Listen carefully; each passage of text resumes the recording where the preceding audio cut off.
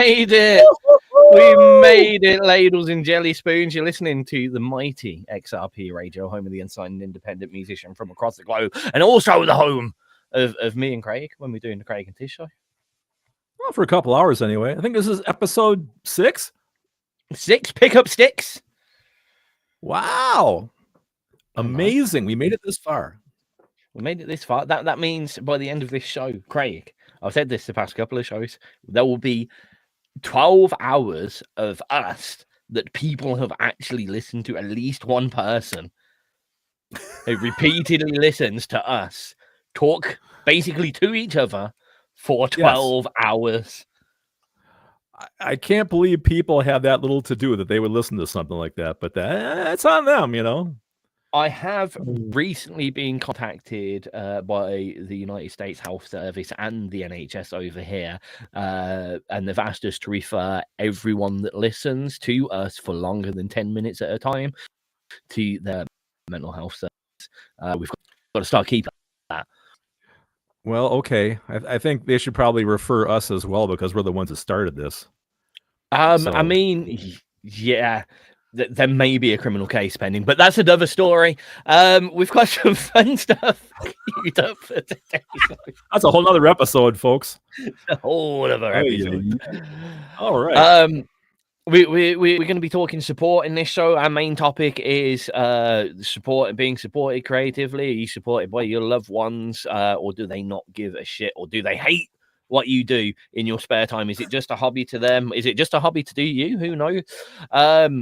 How are you supported by people, your friends? Is your girlfriend also your manager or your biggest groupie, and all that kind of stuff? We've also got some hot picks, which will be from...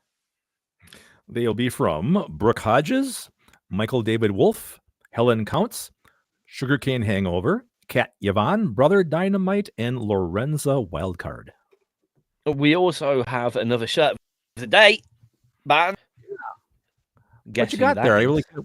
I can't make that out. Oh, I can't tell. You can't tell. Do I need to get? Icons of Industry. Hey, okay. So I thought it was like one of those cool, those new heavy metal graphics they have that you can't read. It does look a little bit like that at the bottom, in fairness. Yeah, it's what band are you in? We're called, because that's all the graphic looks like on the shirt. What in the? How do you spell that? That is like literally what those words spell. Oh my god, that is so spot on. It's like, did somebody hand your cat a shirt and it went, and that's what your band's name is? It's like, spot on. If you're gonna have a graphic that advertises what your damn band is, dude, why don't you do something that people can read, maybe? Huh? It's like it looks like a seismic wave thing, like an earthquake. Well, great. That is so funny. Sorry. That is the most accurate. That sound, the sound that you made, is exactly what I hear when I try and read that. That's amazing. That is the most spot on thing that you have ever said in actual fairness. Thank you. Yes, another pearl of wisdom coming out of my mouth, ladies and gentlemen. I mean, if you're going to advertise your band, folks, please do it in some kind of a legible. That's what I really want. Legible font, please, so we know who you are or what you are or whatever. So we'll be talking that. I've just remembered. Apparently, I've just got to remind you that you're coming to Scotland, Craig. I just got back from Michigan. I just unpacked. I'm not going anywhere soon. Oh dear. So we get into the what's new part of the show.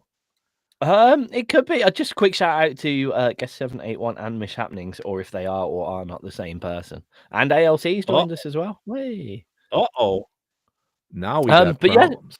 It probably is it's probably true that it's time for what's new with you. That was a tongue twister. What's new, Pussycat? No, that's before you guys. I'm not Pussycat. Don't call me Pussycat. Sorry, dude. 1965. Let's see. What's new with me? Well, just returned from a weekend trip where I spent a wonderful weekend with ALC and her family, and it was just the best. We visited, we ate, we drank, we talked about life. It was Wait a fun. second. You spent a weekend with my wife, and I didn't spend a I weekend. certainly did, sir. And Yeah. it was hotter. It was hotter than blazes. It was like you walk outside and your face would melt like instantly, and it's like, I need to go back north where it's cool, you know. But I was going to say it was in a. I mean, I know it was not planned with the weather in mind, but it was an interesting weather situation for you to have driven six odd. But 6 hours. Don't you have a swanky nice new car recently? I have a brand new car, so it was kind of like a bit of a shakedown cruise for her to see how she handled, and she did very well. Was it the best ride that you've ever had from a long distance to another long distance place? One of them, I would say. You know, it has that. It has an adaptive cruise control. You know, where you can like get behind a car and like the radar will like if they slow down, you slow down. If they speed up, it's nice. You don't have to ride the gas pedal. That was very cool. So. See, I'm with my mum on this one, and a few other people actually. Not that I drive. I'm epileptic, can't drive. I have driven, right. And I cannot imagine anything that I would fear more than having so many things to stop me from paying attention. Because if that's happened, I am going to pay less and less and less attention and be more and more and more likely to fall asleep behind the wheel. I need all those activities to do to keep me in the moment in the car. I agree. Because I was saying to Connie, you know, when we were driving down there, you know, well, here's the thing. If you inadvertently turn off that cruise control, right, and you forget you did, and you think the car is going to slow you down, you're going to have a hell of a surprise, and all of a sudden that other car is right there, and you didn't think to hit the brake right away. So you got to pay attention. Here comes Mish. See, when is Craig coming to Scotland? You know, I mean, this is, you know, why is this going to be a thing, you guys? I mean, okay, look, I want an official invitation. Who runs Scotland? The governor, the king? Who's in charge? Who's in charge? Who's the head kilt over there? Whose kilt do I have to kiss to get a free invite? I wouldn't kiss any crime here, mate.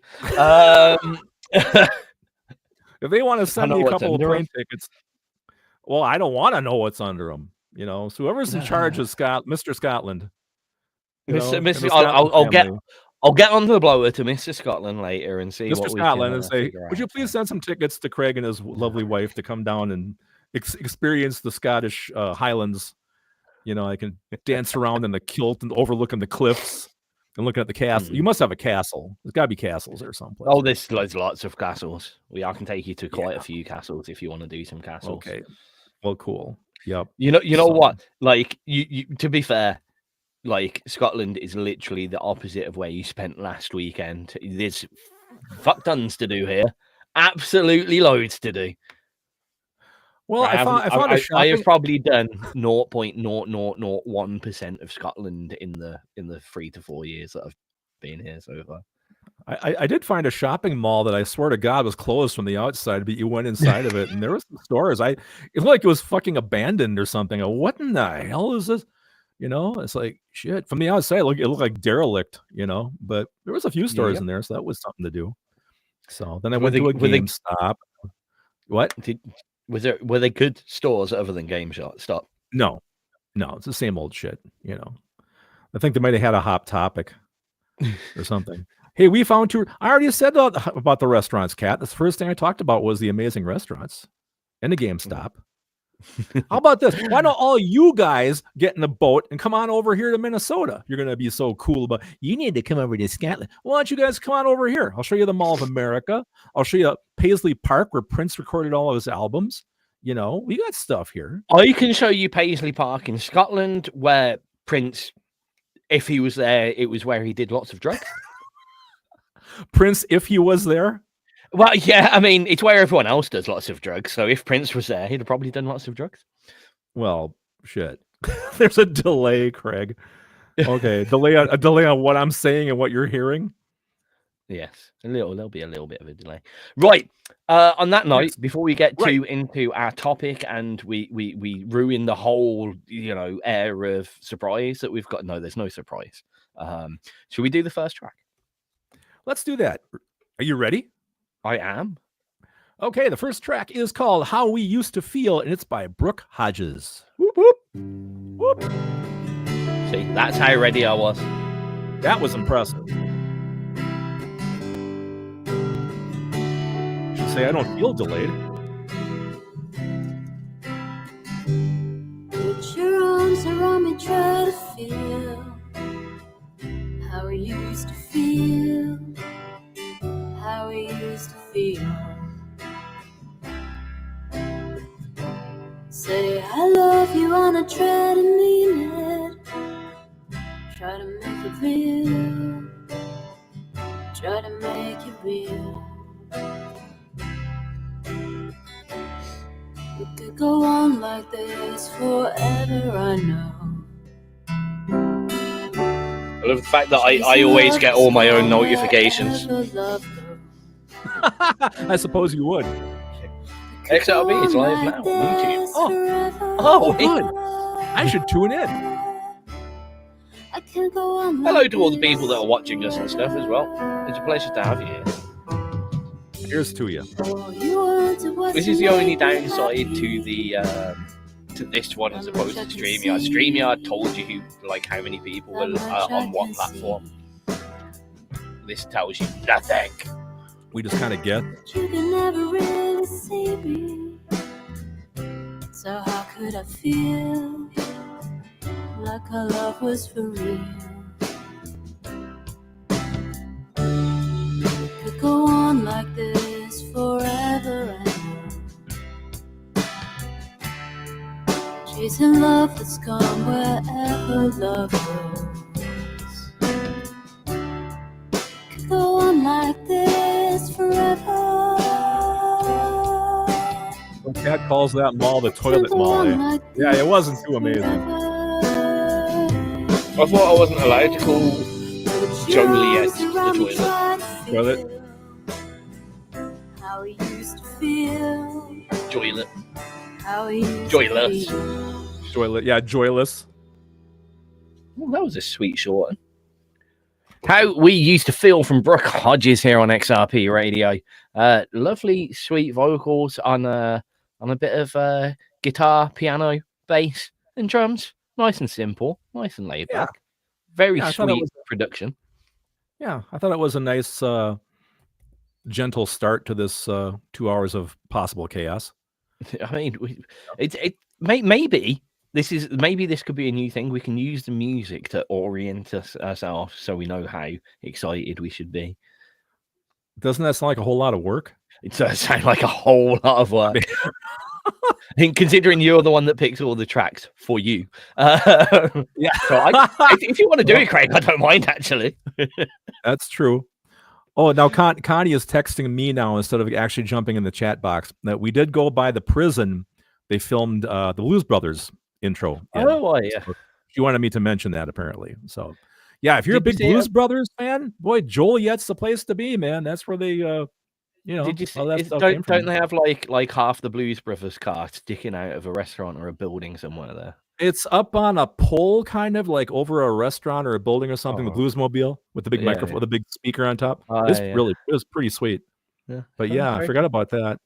Yeah, we drove by that. So that was really cool because I've seen the Blues Brothers like 500 times. I swear, one of my favorites. I've seen it a good few times. Yeah. I don't know why, because I feel like my brother or my dad liked it, and then the other one really didn't like it, or something like that. I can't remember. We'll have to ask the Bogman on Tuesday whether he. Oh, that's a whole week away. Whether he liked the Blue Brothers or not. If anyone's in live from the Bog on Tuesday, ask him whether he liked the Blue Brothers. Yeah, there you go. Actually, that's really bad, isn't it? The son of the Bogman is asking someone else to ask him a question for him in a week's time. I don't really have time to ring up my dad myself. You guys do it for me. Thank you. Cheers. Thank you. And then come back. Or maybe it's just a very clever way to get people to go to his show and then my show the next day. Marketing. Very good. Yeah. I'm getting it. Topic of the day. I really need to get round to having time to make all these little jingles and things because I've noticed Craig's gone on strike now until I make something. I'm pretty sure. No. Because you said I'm going to make some jingles. So I am waiting to see what wonderful things you come up with, because I could do it too. But you know, I did the theme song, pal. It's and I did the tangent alert, right? A lot of them are going to be very close to what you've heard me do vocally during the show. It will be topic of the week. This is the topic of the week. And then there might be something behind it. There might not be. It might just be my voice doing a silly voice on a button. We'll find out this month. We'll find out together. This month. There's only 5. We'll find out next month here on the Craig and Tizz Show on XRP Radio. Wow. You know, I got a question. You know, in our intro, how does my guy kind of hover up into that fountain? He doesn't like bend his knees and jump. He kind of like levitate, like, you know. He doesn't seem to get wet. That's such a rant. Wait a second. I'm just about to start. I was going to say I'm just about to start the topic, and that was the weirdest place for that to have came in as well. We're just about to do this. Fair play. It is a fair question. Thank you. Weird place to have. The reason, what I like to think is you've kind of under that gown, you've kind of got cricket legs or grasshopper legs. I was thinking like a jetpack, but okay. Oh, no, I prefer grasshopper legs. No, grasshopper legs. Do you know, like, I mean, you must have watched the original Men in Black, surely. Well, of course. So you know how the grasshopper's like stuck in the big guy's like body, right? It's just I'm honestly, Craig, I'm just leading you into an excuse for like any kind of you know, you can be like, oh, I've got a few extra pounds because I'm actually a giant grasshopper stuck in a tiny man's body. No, actually, I wasn't going to go there at all, but thank you for the idea. I appreciate that. I'm really hoping that ALC is going to stay in the chat box, because I can't wait to the part where she has to explain, or you have to explain how much she supports your music. I want to see how this goes while she's actually here. Such is the topic. Do you have? I'm going to say the thing that I said at the start, basically. Do you have support from your family and friends? Do you have zero support from the family and friends? Do they wish you'd get a real job, or do they think of your music as a hobby? We'd like to see your comments in the chat box as we're going through the show, and we'll talk about them. I guess I should start then. So, yes, you should. ALC's. I wouldn't. She doesn't think of it. I think I hate my music so much that she just got pissed off trying to get me to do it, to be honest. Regarding like stuff like XRP, she's always thought of me much more highly than I am. I think she thinks I'm some kind of tech genius at some points, and then she'll find me like a job availability. Why can't I think of the words today? For like a job that like it'll be a job in marketing, fair enough, but it will be like a $100,000 a year marketing job that I would have no chance. Like, I'm not that good. I'm quite good. I'm not that good. So, but she's always, it's like with XRP, she's always been like, don't stop, keep it going. Very supportive. Always like impressed when we do things like the Zerpathon, and always been like, well done. You planned it all out. You did it all. It's all been very good. She's very supportive of us. For instance, like when I haven't had time, she's stepped in to the breach and done work for the Craig and Tizz Show even. So she's always supportive, and she does always do things to help as well. She's an absolute pain in my ass when it comes to market, to be honest, because knows this. When she first, I hired her to work with me, and I tell her to do stuff, and she'd do like, say I pay her for 5 hours of work. She would do 5 hours of very good work, just not the thing that I asked her to do ever. She'd never do that. It was incredibly aggravating. And she learned a lot of marketing from me. And then she'd be like, oh, I don't know how to do that. And then I'll watch her do it for her own like for Sensi or something, for one of these, like, because she sells stuff like kind of pyramid scheme selling, but not pyramid schemes. I like that. I mean, it is what it is, basically. I mean, she sells a product, and then people under her sell the same product, but she gets that, and then they get a percentage of that, and there's someone at the top Right. all the way up to the top. It's a pyramid scheme. So yeah, and she's very, very good at marketing that. But then I ask her to do an XRP post, and it won't go on to fucking Instagram or in a group. Anyway, but you know, so she's definitely supportive in her own remit. Definitely her own remit. She does it in her own special way. I'd expect that she'd come to all of my gigs if I was gigging quite easily. She'd probably be the merch girl, sitting at the table, because that's the kind of stuff that she likes to be. Involved, but definitely at her own level. And in fact, I sometimes feel that Kat is supportive of things because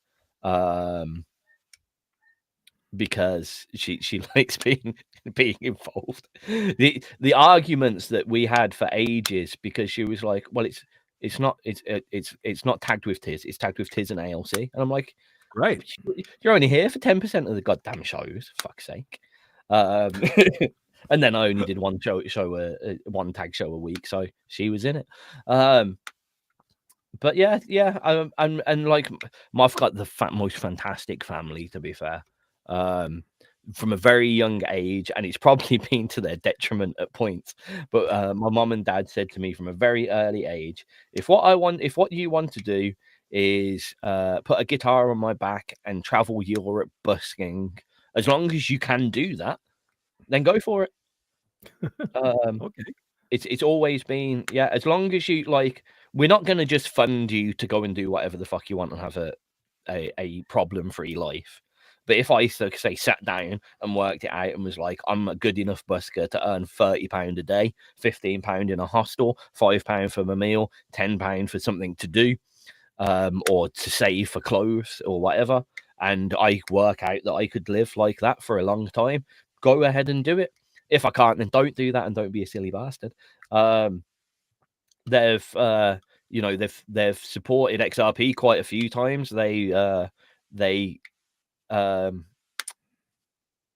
guess they gave me a grant to set up the first studios. So they've always supported me quite well financially. And again, ALC, when XRP was in financial struggles and I was struggling to pay all the bills and stuff, Kat would be the first to lend me some money for like a server fee or a domain fee or something that we had to pay out. So I've been really, really lucky. I haven't at any point, I don't think, had any like close person to me, probably someone in fucking, on Facebook or something, has gone, get a real job. But I've never had any of comments like that, get a real job, or, oh, it's only a hobby. In fact, with XRP, it's been at points quite difficult to show people that we're not the BBC and it's not like a high level company. It is more of a hobby station, if realistically. Especially the way people do it, and the fact that like we don't have people to take over. Like, class was off earlier, there weren't people available, so we're just not there. So in that respect, it could be considered a hobby. It doesn't work as your typical radio station, but yeah, I've never had any of those kinds, very luckily. I've had a few people turn around to me at different points and being a bit speculative on how well I'm doing, I guess. Is like, are you sure that's going to pay the bills, kind of thing. I've just been quite lucky at being moderately good at spending money in the right places. I'm a bit frivolous with it at points, don't get me wrong, but I am very good at just stupid stuff like, getting the cheapest train tickets all the time, or finding out apps that give you cash back on stuff or vouchers on stuff, getting back. So I'd say, like, just because of doing that, I probably spend 30-40% less than anyone else does. I mean, I've managed to wangle it so my electric and gas bill for a month is about £7, and everyone out £270. So, I've been lucky in being able to do that. So I think people have just kind of let me be, because I'm not turning around going, I'm skint all the time, or there's times where I've got an XRP needs money, and to be fair, all the same people end up donating and going, all right, then we'll keep him afloat. So I guess I do get supported in that way as well. I know even before she was part of XRP Radio, like Kat and my parents definitely are always the first to donate to a Zerpathon or a donations drive for anything. They were one of the first to donate to GoFundMe for our visa thing. Right. So, you know, definitely supportive. How about you though? How about you over the years? I gotta be honest with you. Listening to you, what you just said, kind of made me think like, I didn't think this through all the way. You know, it's like I was just thinking, like right now, right in the present day, what does my wife and my kids think of what I do now? But you brought up the family, and I'm like, damn, I didn't think that big or that globally with it. You know, I mean, my folks, of course, are both gone now. You know, but when I was younger, you know, they taught me how to play guitar and how to play keyboards, and our weekends were pretty much like a big family jam. We'd all get together and all play guitars and sing, and they taught me all these old, you know, folk songs and standards from the 40s and stuff. And, you know, I said this before without trying to get all teary-eyed, you know, but if my folks saw what I'm doing now, they would be so incredibly proud of me. I mean, they never heard me write a song, you know, or never heard anything I ever did like that, you know, creatively. You know, my dad made it to 89, you know, and he came out to see my old cover band, the Express Band, a couple times, and he was so proud. He'd sit right in the front row and just watch me, and he'd be beaming. One of the most cherished things I have here down in my studio is a Father's Day card that he sent to me for my Father's Day. And I had just started writing original music, you know, with the studio, seriously, you know, and it was like, you know, congratulations on your new venture.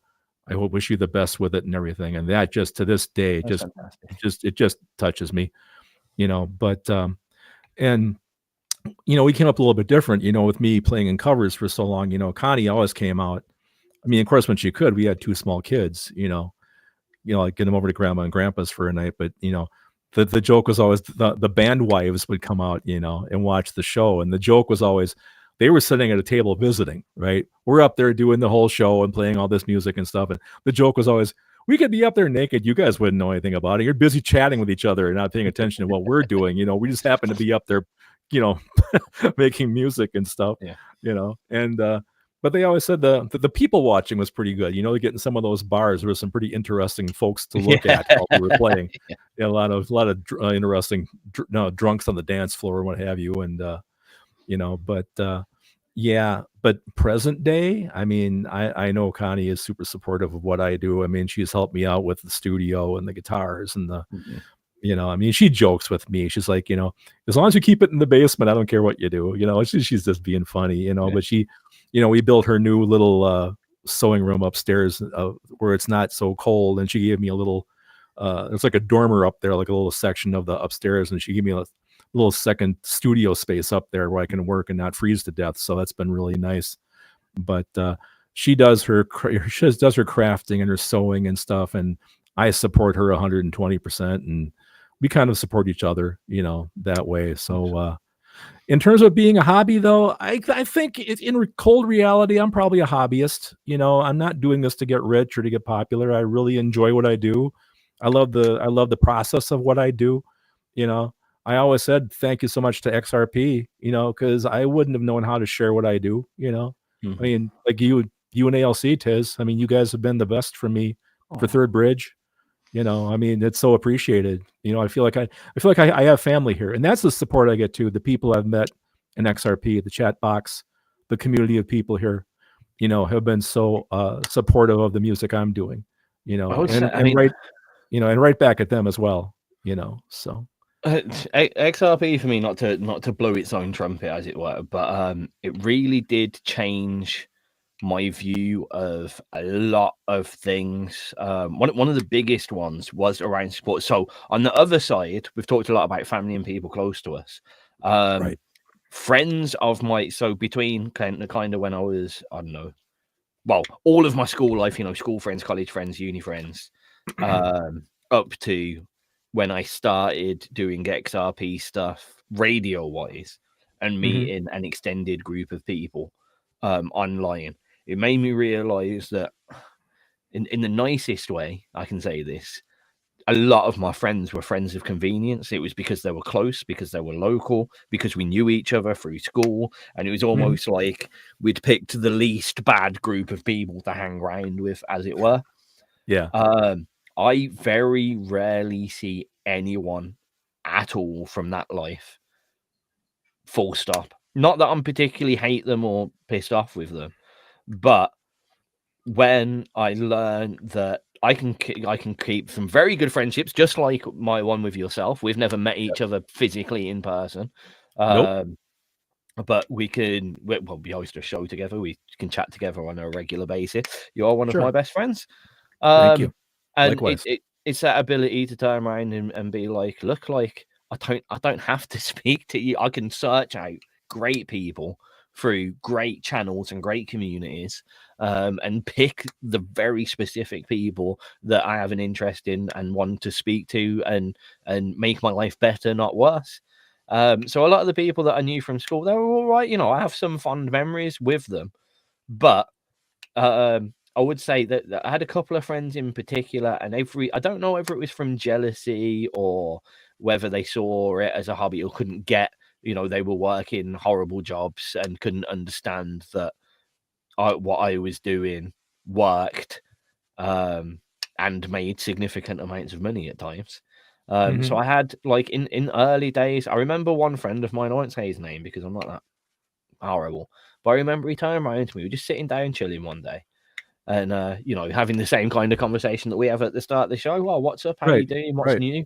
And and he was like, oh, you know, he used to work he worked at a college, at like animal. I wouldn't call it a veterinary college, but a college that has stuff to do with animal. And he was the guy that looked after all the animals all the time. And it's quite a nice job, and it's something that he'd always wanted to do, working with animals. And it wasn't the worst pay, but the hours were shit. And he wasn't getting paid in the frequency he wanted. You know, it was like I think it was contract pay. So he did 6 months work for $6,000 and he got paid at the end of that kind of stuff. So he wasn't best pleased with it or whatever. And I was like, oh yeah, so I've just, you know, bought a new recording desk and we had some artists in last week, and he just kind of very much like, oh yeah, right, about it. And I'm like, no, I've got money in the bank from this. In fact, do you want to go out for a drink later? It's on me. I've done really well. And he's like, oh, stop chatting shit. Oh, you know, let's see. Eventually you'll just give up, won't you? And I'm like, no, this is my business, mate. And he was always right. And he always put it down as if like it was a nothing thing. A lot of friends like that, through those initial early days of me being like, I'm going to do something creative and cool. I'm not going to have a job. I'm not going to work down. Fuck all that. I don't want to do any of that. And you know, it got to a point where I realized these people basically hung around with me because I was the first person, due to a lucky circumstance, but I was the first person out of my group of friends that had his own place to live away from his parents. Okay, yes, it was in my parents' back garden, and we literally built the house in the garden. But I had my own space. Well, you know, don't get me wrong, right? You know what I mean? So, at that age, because you know we were only just 17, 18, kind of. So like it was the first place that wasn't the streets that we could have a drink and shit like that, you know what I mean? And I found out that they were basically just using me because of the fact that I was earning money and I had a place to spend the money and get drunk, and they didn't really care about anything else. They were the last people to turn up to, you know. They were the last people to see anything else that I was doing. And I think that's another reason why I didn't make my music, because I never really had that initial crowd basis to take with for my own music. Like college bands and the bands that came out of college and uni, they were a bit bigger. But when I kind of split ways with them, because the majority of these people gave up their musical side and just went to get normal jobs and have families, fair play to them if that's what you want to do. Yeah, there is a decision. Decision to make there. So what was your friend's response to hearing your original music? Well, the first time they heard your stuff? I So they did enjoy the funnier stuff, I guess. So they'd have loved Still Smoking. The Stashton and Abe stuff was always quite popular, and they'd be like, "Oh, play that one because it's funny," and we'd dance around the flat that we were in, do it just being funny. But I don't think any of them in their own spare time listened to any of my albums or songs or anything like that. It was just well received when we did something stupid, and quite often. So it was me and Sean, the original co-founder of XRP Studios, that like we made a lot of music, and in that same flat when people were coming round, I'd be making tunes in there with Sean. And then if people were around, we'd like point a microphone at them and get them to do something stupid. And it was all kind of, everyone got involved in that. So it was a bit of but I think that's the other reason why people didn't take anything that we did seriously, because they saw it just as Tizz and Sean are just fucking about in there. And that's all they do all day, have a few drinks and make stupid tunes, and they think they're going to get famous and rich, and they didn't see any of the hard work that way. They didn't have a clue what went in the studios. In fact, none of them even visited. None of our friends visited the studios. That's a big point, really. And most of them were musical, and they could have just popped in to say hello. They're all local to the studio. We had an open door policy kind of thing, so just come in, check us out if you want. And not one person came. So that's a big kind of point. So not very little musical support, and it all seemed like it was only for usage. When I got more into the DJing, for instance, they all wanted tickets to a rave. They all wanted free tickets to a rave, of course. Oh yeah, I'm sure. But myself on stage as myself, nah, not bothered. So I guess that says a lot. I mean, it's some music that you're into as well, but oh yeah, for sure. I mean, I've been very lucky. My friends from the Express Band are very supportive of what I do, which is super cool. So they'll ask me, "What are you working on right now? What do you have coming out?" Stuff like that. So that's great. They've given me a little bit of input too, like on song arrangements, things like that. So that's been really kind of nice. A little bit of a different take from a different set of ears, which has been really kind of cool. So yeah, I'm lucky there as well. So there you go. On that note, on our 22 mark. I'd just like to quickly say I've just noticed that I think our next artist might be in the chat box even, because I see a Wolfchild in the chat box. And what is the next piece of music, Mr. Craigie Hotpicks? The next piece of music is Jet Black Memories by Michael David Wolf. Look at that. Couldn't time it better, could you? Yep. Sorry, I just saw him come in there and I saw the time and I thought 2 + 2 = 4. Yeah, I don't have a list of who's in. Let's see. Miss Wolfchild. Yeah, on my phone I can kind of see it, but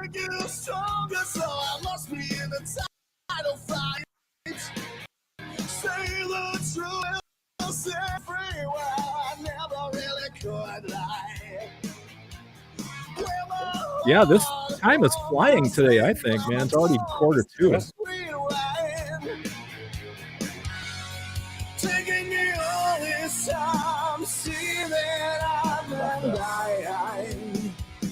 I'm so much stronger now, I know. Oh, no way. What? I've got a little comment to pop up for you. Can you see that on the screen? Hey, it's Voro the Dragon Master. Love it. What platform is he on? That was on YouTube. Facebook? Oh, YouTube. I think he won't. I think his mum may have let him comment that. Oh, I'm sure. Yeah, I can't really get a chat to go and tell him hi. Maybe I can. Let's see. That's great.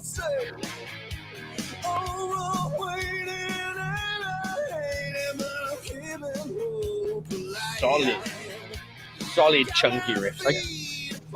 That's what got me. The guitar right out of the box. I'm like, yeah. I just went, yeah. I just wrote it down right away. Yeah.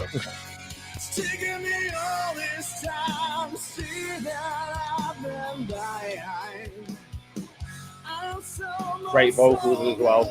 Real honest grit to them. Yep.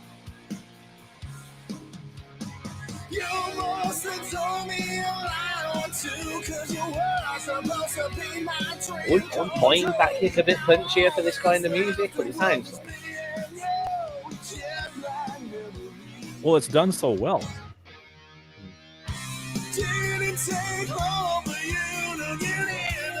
Nice change up there.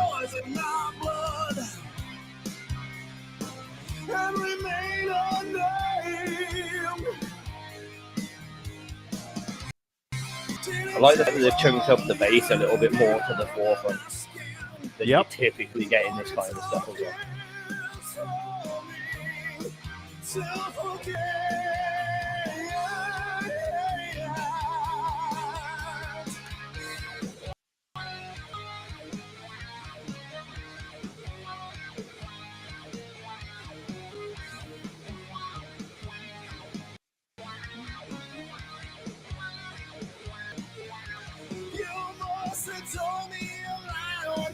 Cause you were supposed to be my dream come true. Now all that's left the world was me and you. Just like memories. Now give or take a tear or two. It wasn't easy letting go of you. Through thick and thin, you know I'm plowing through these temporary memories.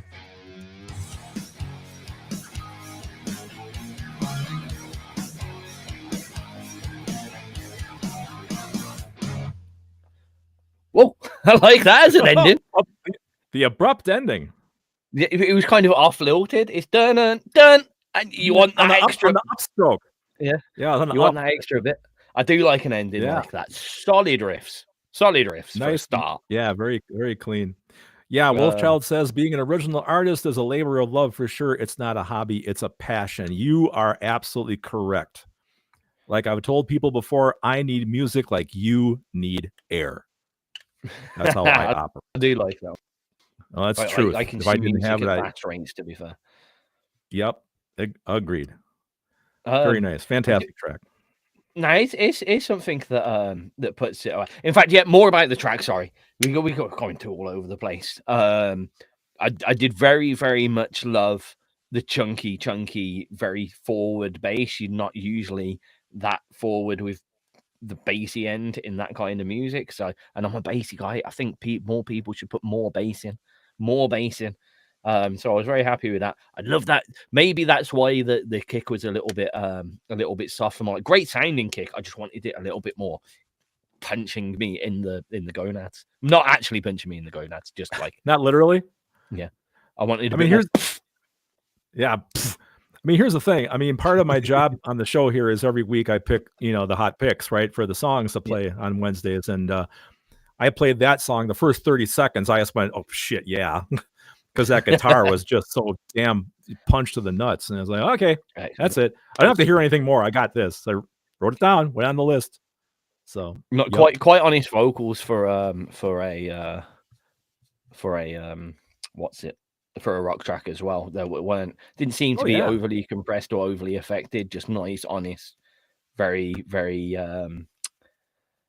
quite vulnerable for a rock track almost. Like I know he's very solid, strong vocals and that, but again, without being way over processed, it was just like there they are. Deal with them as you will, ears, and I like that. I like that a lot. Yep.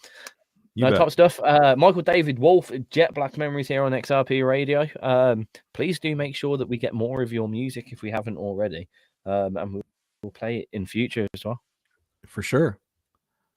Yep.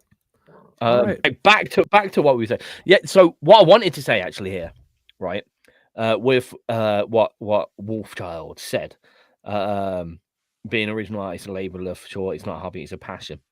Now, sometimes I find that some language such as that can also add to other people's opinions of what you're doing.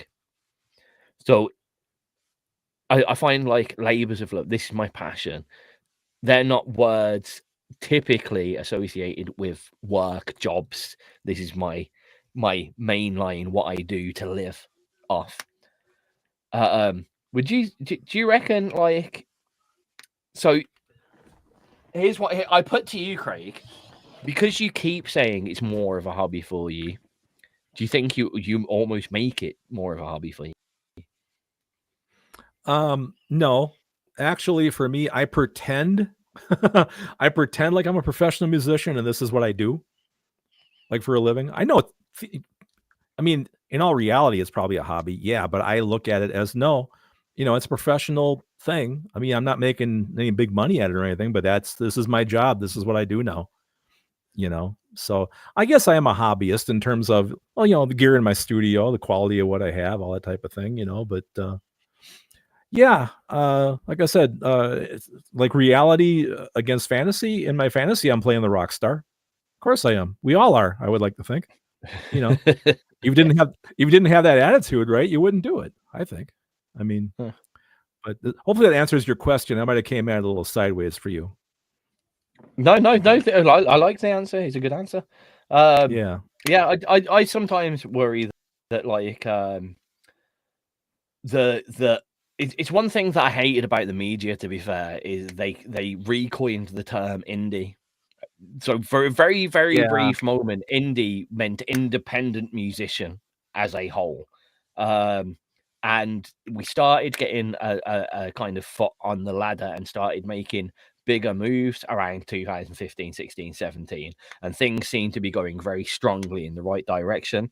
And those media cunts, very clever, very savvy, and started releasing mainstream bands, mostly bands, under the genre tag of indie, which tended to mean that kind of Snow Patrol, Idlewild, lighty, rocky, indie rock Imagine band. Dragons. Like now when people say indie, they think of a certain type of music, a certain sound of music, especially mainstream people, not consuming on a creative level, I guess, tend to sit there and think indie is a music rather than a origin of music, I guess is the correct way to say it. And it was all done by the mainstream media's reportrayal of it, and that did a massive amount of damage, annoyingly. So now when like I look at one of the biggest independent bands, one of the fastest moving and constantly working independent bands out there at the moment, most people know him, Sepsis. Right. They're doing real good things and they're saying the right stuff as well. But quite often, because of their strong feelings for independent music and DIY music, do it yourself, don't let anyone, let's get a fair ticket on the door, let's get a fair share of the tickets on the doors at our venue, let's stop merch, them trying to take parts of our merch. They did a really good post actually, which I'd bring up if we had more time, that was based on these venues that are like, you have to bring 25 people to fill the venue. Well, that venue is or the promoter, as it were. So the promoter's a promoter, so they should be matching that. It should be fair game that the bar are there to sell drinks. So the band are there to perform and have an audience, so they should bring an audience. But the bar is there to serve drinks to people, so they need to bring people to the bar. And the promoter is there to promote the venue, so they need to bring everyone. If one person in a band has to bring 5 people, then everyone in that band should bring 5 people. Then the promoters should bring 5 people. Then the bar staff should bring 5 people. And if everyone bloody did that, we'd have great venues out there. Yeah, it's true. It's true. It's a fantastic post. But because of all this, sometimes like the fickle, I try and look at things like social media in quite a fickle manner.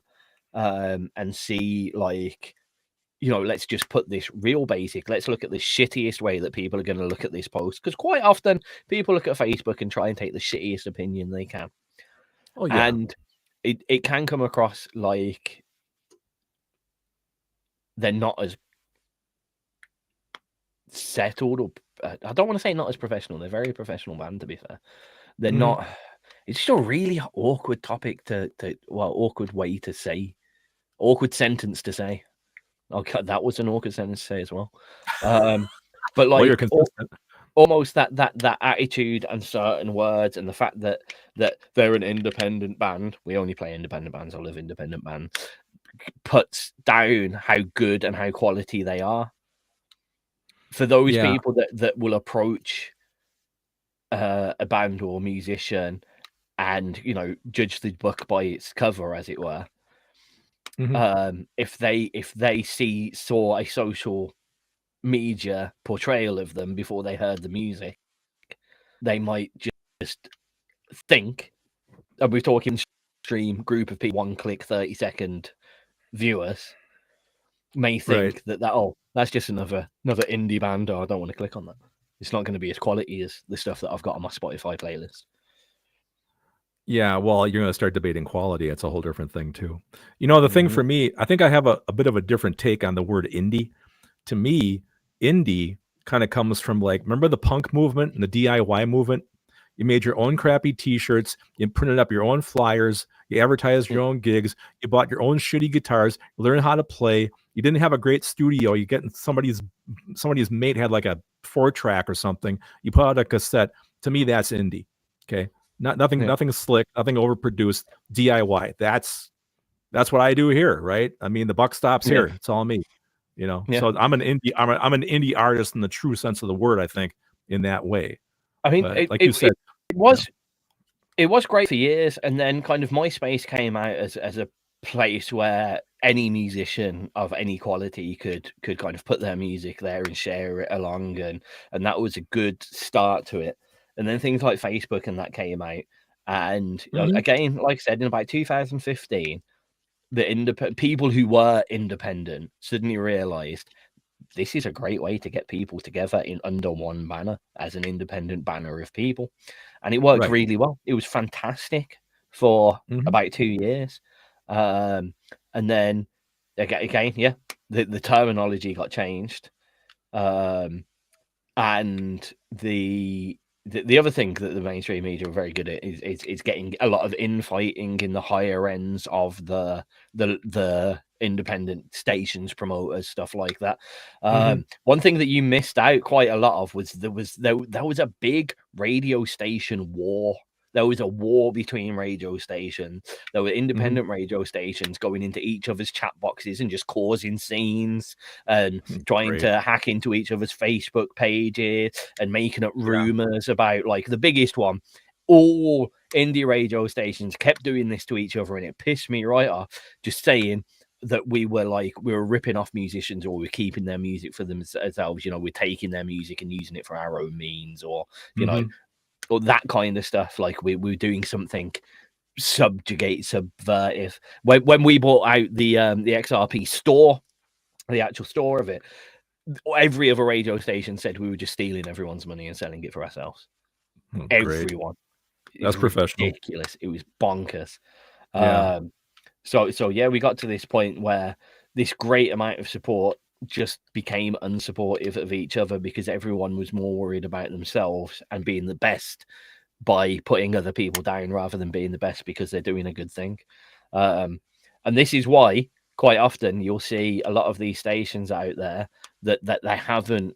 I mean, XRP hasn't progressed in a good time, in fairness. We've had to kind of keep up our websites, but look at some of these old radio stations, the Loop radios, the Banks FM. It's the same website that they had 20 years ago.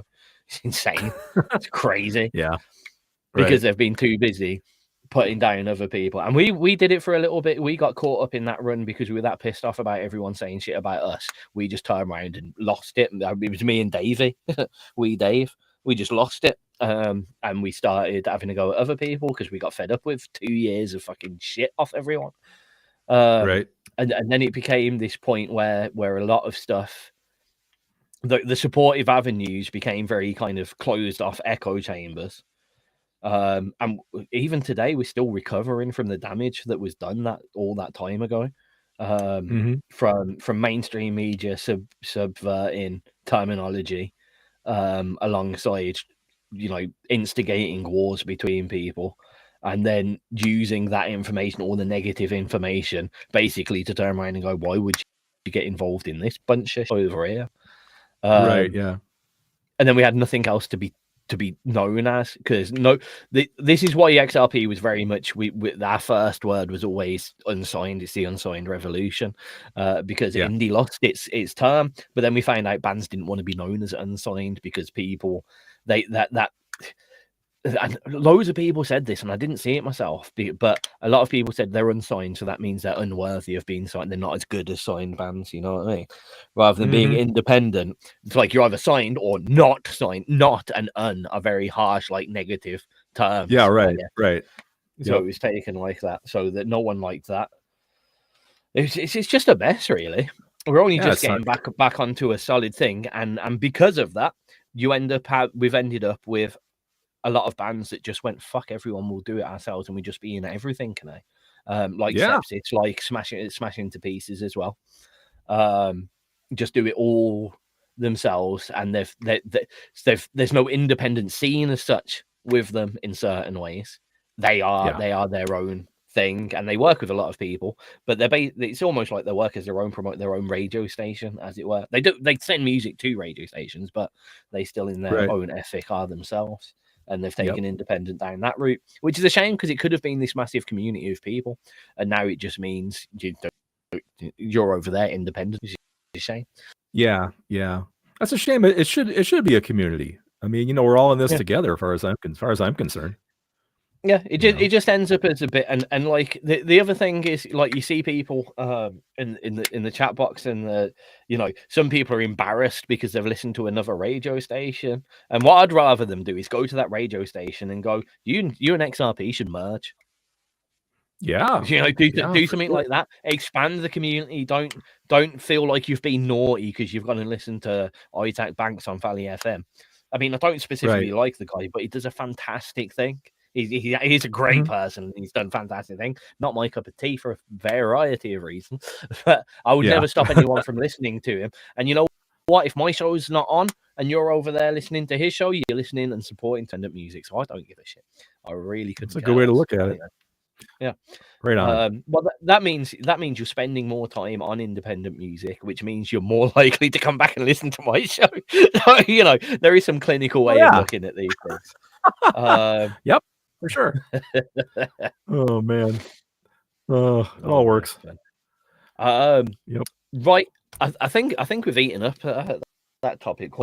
Anyone got? I want to hear you in the chat box.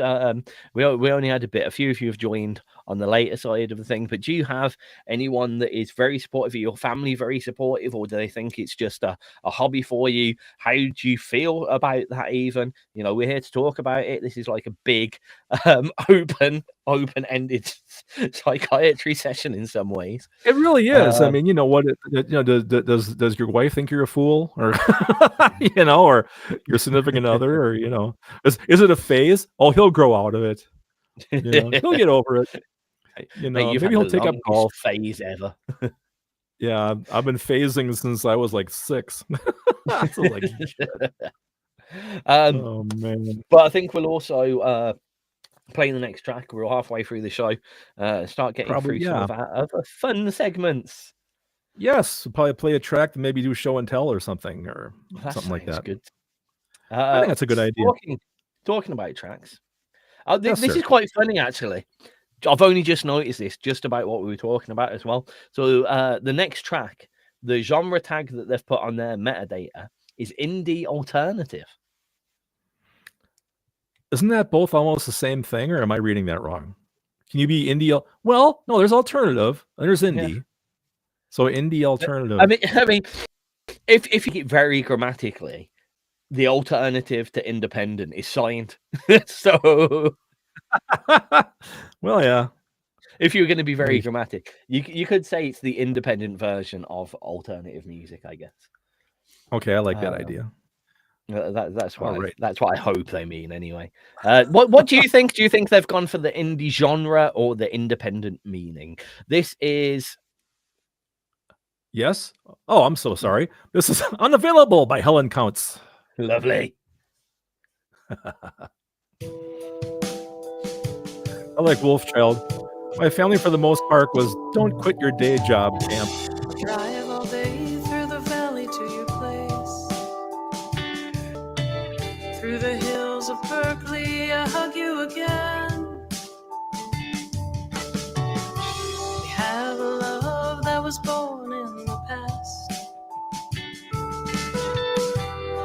tired from the drive and you tell me to rest. Gaze at your red hair and brown eyes. Dinner smells of fresh garlic and basil. Together and it seems to knit.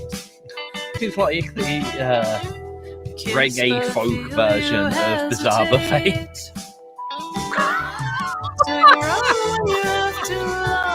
Just that little bit there, she was just talking about like rosemary. Changed a bit now, but that one bit. You just need some coriander. How about some couscous? Some couscous. Some couscous. I'm not kidding. When I was sitting right here. He's behind me on the mic recording that, and he comes up with couscous. I about bust out laughing right over his track, right? Like, oh my god, man. That's going back to what I mentioned earlier about making the funny tracks in front of people and everyone getting involved. If you listen really carefully to a few of those tracks, you can hear like chairs moving in the background, like people laughing on the vocal tracks because we just couldn't clean them up. We're very creative about EQ and gain on that. It's basically if you could hear a chair in the background or something, just cover it with something else. Just turn the bass up in that little bit, and you just can't hear it. It's fine. It's so creative. I recorded tracks where we're the ones laughing while we're recording it, like Downtrodden. Downtrodden was hilarious when we did that. And you run when you have to kiss like you want it. Look at Wrecker. How nice is this? His wife is happy that he's happy. That's great. Unavailable.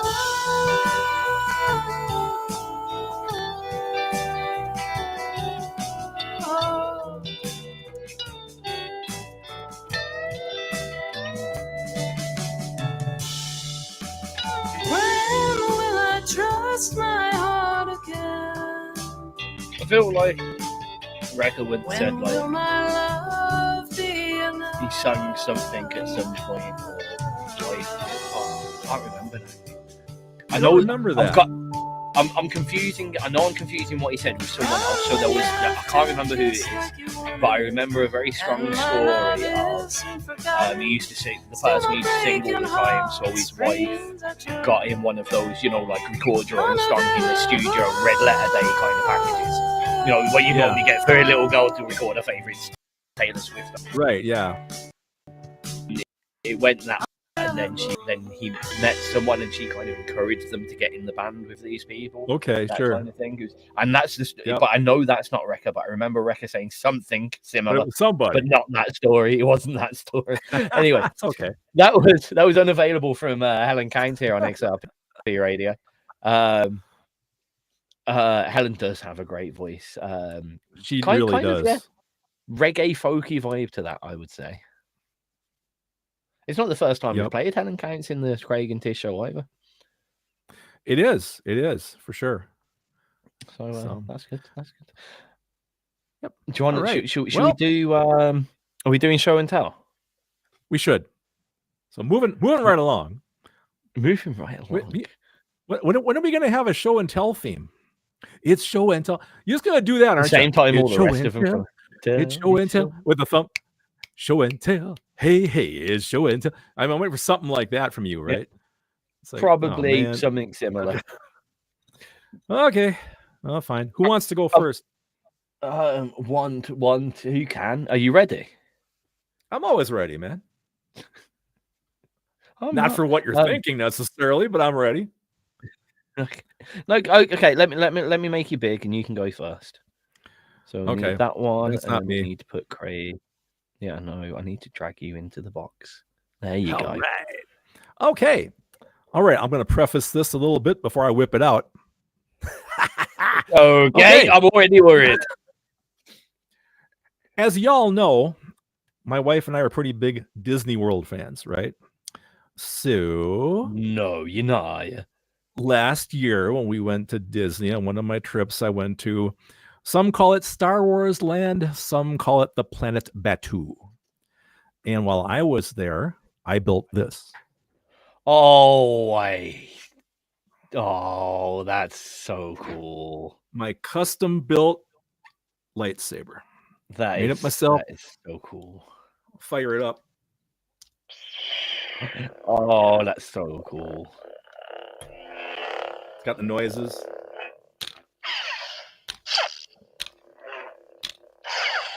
It's heavy too, man. This thing is like solid metal. Yeah. I mean, it's just, but it was so cool because like you had to pick different components, right? And like you had to put it all together. And they had like a master builder there that guided you through the process. And in one part, after you're all done building your sabers, the room goes dark and there's like this green glow above you and you hear the voice of Master Yoda. And he tells you to take your saber and go on and save the galaxy and all this kind of stuff. It's really cool. But it was a wonderful experience. But yeah, dear. it started out being green because first I wanted Master Yoda's, and you can change the kyber crystals inside for different colors. Okay, yeah, I heard about it. Now I have Obi-Wan Kenobi with the blue. But yeah, you can change the crystals, and there's like Rey's, there's Ahsoka, a whole bunch of different colors for it. There's Darth, of course. Then the purple one for Mace Windu, you can change them out. But anyway, awesome. That's what I got. Epically cool, and I am mightily jealous. Jealous. Don't be jealous. You probably have something just as cool. Well, no, but mine. I went for a bit of a sentimental angle today, actually. Oh, okay. So there's two things that I have to get to. I need to take my background off my camera as well. So I'll go big now. Okay. And then I need to ruin all of the smoke and mirrors once again. There we go. Yeah. It's not as exciting as it looks. Right. So this. Right.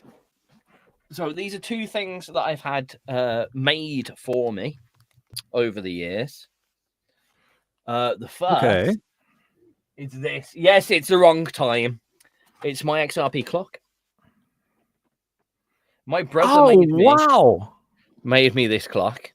It's that's cool. Yeah, it's the battery's dead in it at the moment.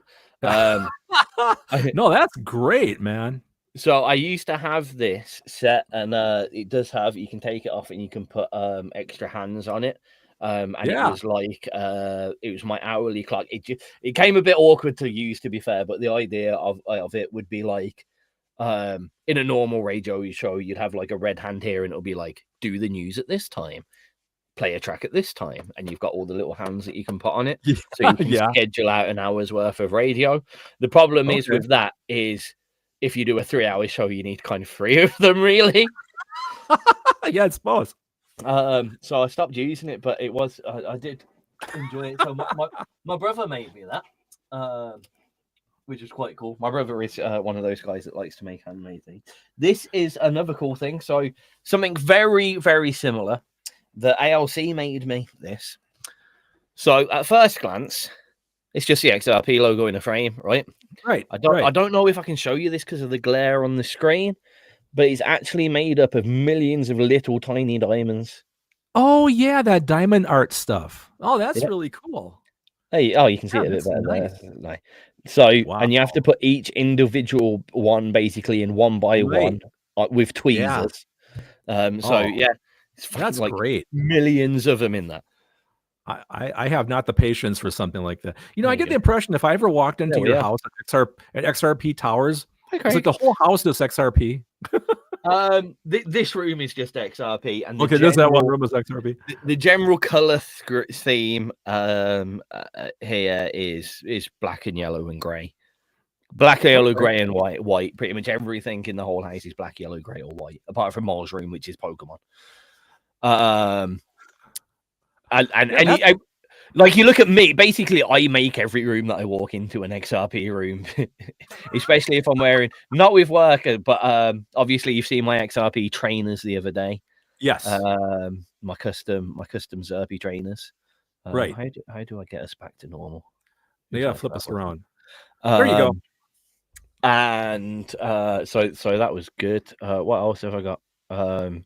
yeah, jackets, t-shirts, hoodies. So yeah, so if I walk into a room and I take my shoes off, drop my coat off, take my hat off, then that room's now an XRP room, really. Oh man.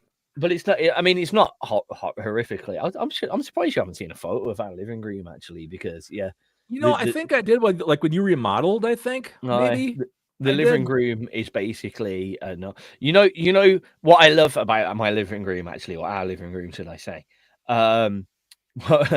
It's like, do you know when you see these reels on Facebook and it's like, welcome to my man cave, or my Star Wars crib room, or my whatever, my Lego room, and it's always one room. And don't get me wrong, it's down the stairs and it's a big room, and they've got like lines of Lego, Star Wars Lego, or whatever it is around the house, right? Yep. I'm a very lucky man in the fact that my partner is into a lot of the same things that I am into, and if she's not, she's geeky enough to know that I need that space to have my geeky things there as well, and she can also have her geeky things there as well.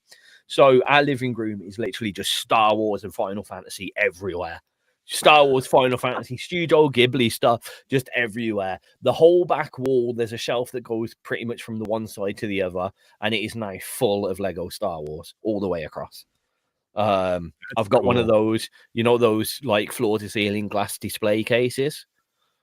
One of those is just full of my Final Fantasy memorabilia. I've got a bookcase in, and it's just all manga comics, Naruto's, Bleach, Full Metal Alchemist, all that kind of stuff. So I'm really lucky in the fact that we're into the same stuff, so I don't have to have a man cave or a Star Wars basement. It's just the house. Once we fill up the living room, it'll start going into the bedroom. Once we fill up the bedroom, we'll probably start moving some of the older stuff from the living room into shelves in the toilet. We will up the hall, up the stairs, down the stairs, and the whole house will just be like one of those basements. I was waiting for ALC to jump in there and say, Craig, when you come to Scotland, you can get a tour of the house and see all this stuff in person. I was waiting for that to hit the chat box, but apparently, nope. Okay, cool. Oh man. All right. All right. So, Wrecker's Missus does the diamond art as well. That's cool. Yeah, for sure. Yep. Like I said, that looks like it takes incredible amounts of patience. I think I'd go crazy. Yeah, I'm not usually one doing that stuff. It's weird to find like menial database administration therapeutic. So like if you give me one of the things that I'm amazing at doing it, I'm one of the fastest people that can do this on the whole planet. And what really upset me was when another job that I used to do went to fucking AI. But if you gave me like a list of numbers like printed off or whatever, and you needed everything put from there into a spreadsheet, I can just sit there just reading and I'll just type it all rapid, fast as craziness. I will type it in so fast. I enjoy doing that. Weirdly, I enjoy just inputting mindless data. It could be a list of names, phone numbers, email addresses, something like that. It could be anything in a spreadsheet format, and I'll just type it out character for character all the way. And I weirdly really enjoyed it. Is that strange? You would have had a great career as a data entry operator. Yeah, unfortunately now you can take a photo of it and it changes it to text and it's useless. There's no point in we did we didn't have that back in the day, unfortunately. I did Jake, our admin, he had a list for some call center that needed doing, and I typed up, I think it was 100,000 data entries, which were like 100,000 lines, and it was name, phone number, address, location. That was 10 columns and 100,000 rows. Now, you know what you would have loved, back when I was a kid, like in the computer magazines and stuff, they would have like programs in BASIC where they would put out this entire thing in text. You had to enter all that into your computer in the magazine, then hit enter. Yeah, you would have loved that. Say no more, mate. Say no more. Oh yeah, the Sinclair. Yeah, of course. That's exactly what I had to do. You buy a book. You'd buy a book. It'll be that thick, and it'll be one game. Right. One game. And Yep. all you had to do, like the whole book, it wasn't how to or anything. It was just Oh, no. typing. You had to Right. Yep. you had to type the encyclopedia to play your game. You're damn right. And 9 And times you, out of 10, the game if the power went off. Oh, because you couldn't say. You know, it's funny you bring that. Okay, here comes a tangent. Video game tangent. The Atari 5200. Okay, hit the button. I was going to wait until after, but Okay. okay, fuck it. The No, here we go. It's better if I interrupt you with the horn. All right, cool.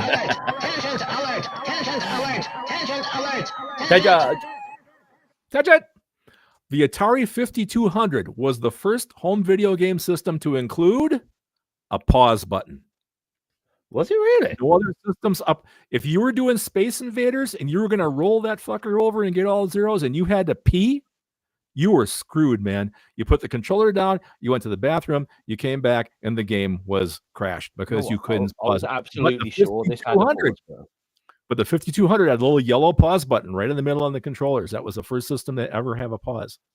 So you could go to the bathroom. I'm sure I had a pause button on this, but I don't. Nope. I was so sure there was a pause button. You got to remember, I was gaming back when dinosaurs ruled the earth. You know. Well, there you go. Okay, how's that for a fact? You know what made me feel really old actually the other day? There was sorry, I know, can't help it. But right, so well, it's a bit weird actually. So there was this picture of, and it was all the different game controllers of all the different consoles in order from like oldest to newest, right? Yep. Now, what made me feel really old, right, is the distance from the first one to the first one that I had as a child. Like I've used all of them, but my first console was the original Sega. It's the Genesis over there. The Genesis, the 32-bit Sega, or the 16-bit Sega actually was the one that we had. 16-bit, my friend had the 32-bit. So the 16-bit Sega, right? What made me feel old was how few they were before that one. Oh yeah. And how many they were afterwards.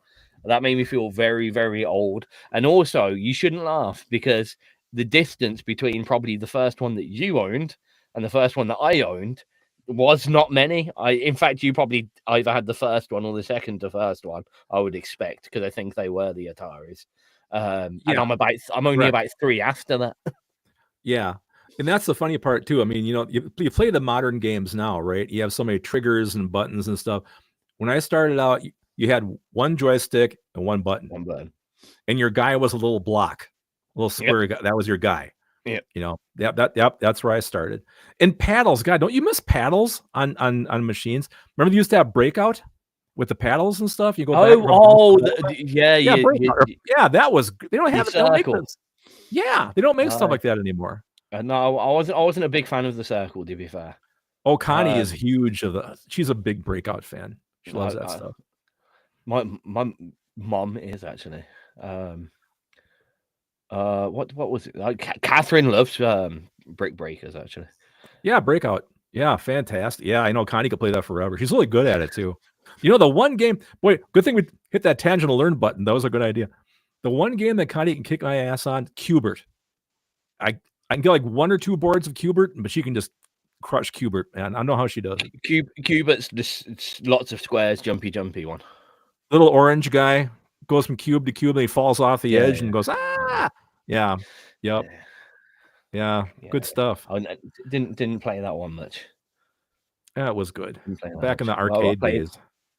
I played I think the first game that I seriously played, like probably the first game I ever completed, weirdly, was Wonder Boy in Monsterland. Oh yeah, the Sega. Yeah. Yep. Yeah, probably the first completed game that I ever completed. I played a few things that weirdly, actually, we didn't really get. I wasn't really the biggest gamer on those early consoles.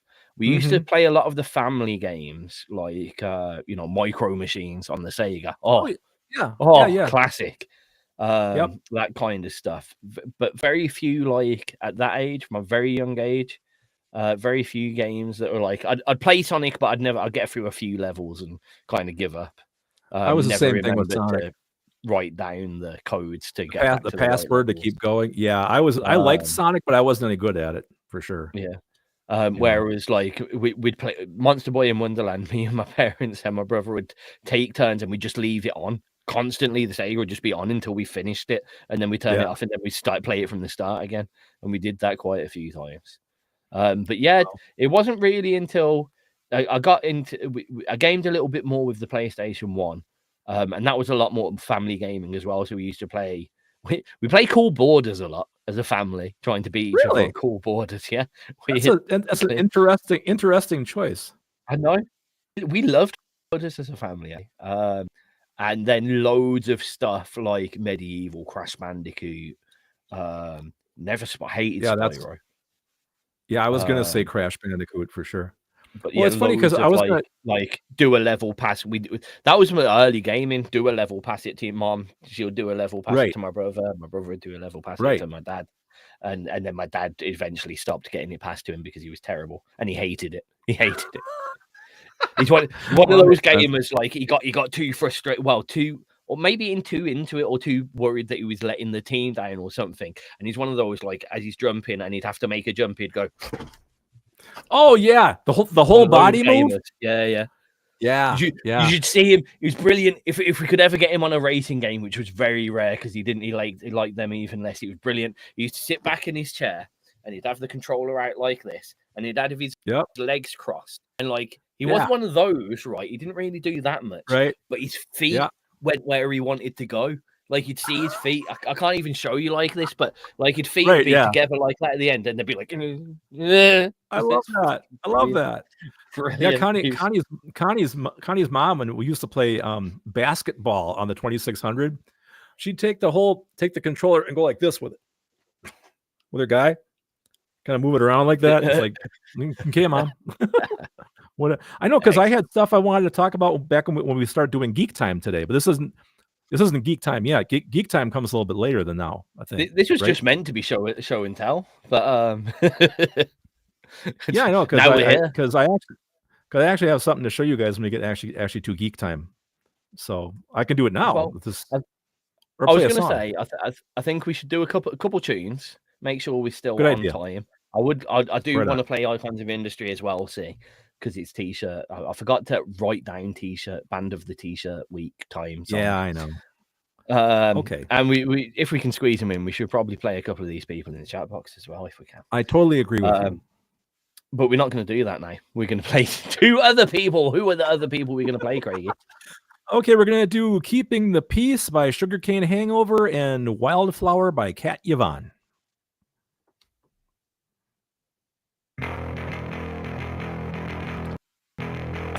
I think the original track to this, I might be wrong, is Keeping the Peace by Cranberry Merchants, I think. No, it's not. It says remix, not a cover, so I'm lying. It's not. Because their track was Disturbing the Peace. I'm trying to remember for the life of me now. Somewhere I did run into a cover when I was going through the database. I should have written it down so I could have showed you. Now I can't remember what song it was too. Damn it. I think it was a Prince song or something. Oh well. We'll run across it again, I'll let you know. Because I got a game that I could show you that. Huh? I was gonna say I got a game. Hang on. I got a game that I picked up in Illinois I was gonna show you guys.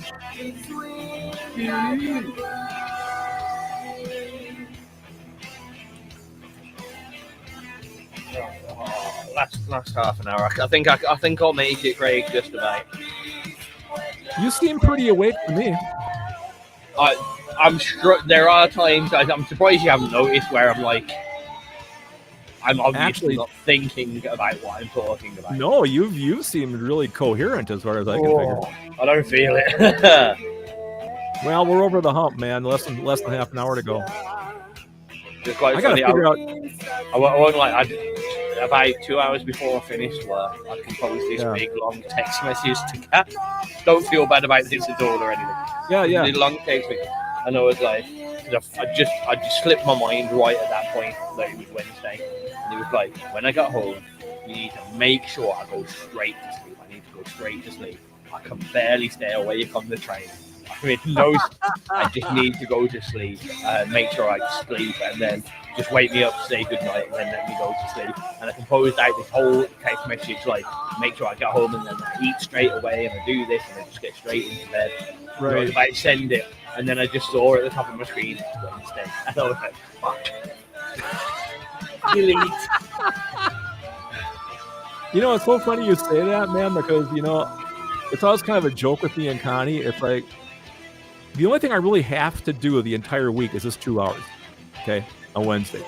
People will always come up with something. Oh, we're going to be doing this on Wednesday afternoon. Can you make it? I'm like, it's the 2 hours out of the whole goddamn week, and people have something else they want to do, you know? I mean, Craig, if you wanted, I mean, like, if Wednesdays are like, I have no problem in moving the day of the show. It's perfect. I've got no problem in, like, your Thursday, Friday, any other day is fine, to be fair. Nah, it doesn't matter. Not Tuesday or Monday, because moves are on at this time. But. No, it's fine by me. It's right in the middle of the week, so it works for me. It gives me. This is how I look for it. I was going to say how it works for me. On Mondays, that's when Dirty Dan comes over to hang out. Then Wednesdays, I hang out with you. So it's kind of fun. It kind of breaks up my week, right? So I like it on Wednesday. No, that's fine. You're saying if it just seems that anytime anything happens, it's going to be on a Wednesday, then feel free to say Thursday or Friday. But yeah. Actually, no. Probably rather not Friday if possible, because it's the day that I get off work. Oh yeah, I mean, you don't want. Well, weirdly, Friday would work the best time-wise because I do get off work early, and it's also the day that I'm majoritively local. Usually, I'm very local on a Friday, and I finish about an hour early, basically. But I have been using that to spend time with Sam. Yeah. We do our day on Friday. So. And I don't think she'd mind it getting moved to another day. But anyway. All right. Track. Next one coming. 2 tracks. Yeah. Right. Oh, this is I love this. I do love this track. Yeah, it's nice. Watercolor canyon, ethereal dream, calypso orchid near a caustic stream, Indian paintbrush painted raw, fireweed at the feet of. You know what I was reading in the chat box then? I really thought it was Mish that said, does it vibrate? Oh. Nope. Between pavement and fence, nowhere wild left to go. Yet they are there wherever you roam. Staring off at the reservoir, always so far from home. Montana, Well, we can't have the what's for dinner segment because you already ate your dinner. I can tell everyone what I've been eating, I guess. You can tell everyone what's for dinner. I'm not even sure. There's all kinds of shit upstairs in the freezer. I'm still reading what's in the chat box, and I'm not ready for this. I'm not waking up to this.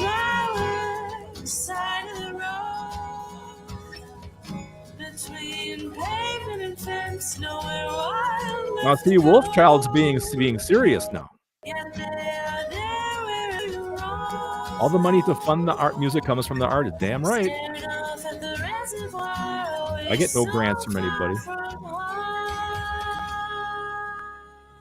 Well, we're going to touch this subject actually when we come out of this song, because I've got a couple of very mighty curveballs for this. It depends. I always find that a lot of artists work backwards. My success in being able to create music from a business aspect has been much more business-like, I guess. Yeah. But this is something that needs to go for the whole crowd. This needs to be expanded on. It's something that it's one of those tips for unsigned independent artists that I don't scream about enough. Salvation from the noise and heat.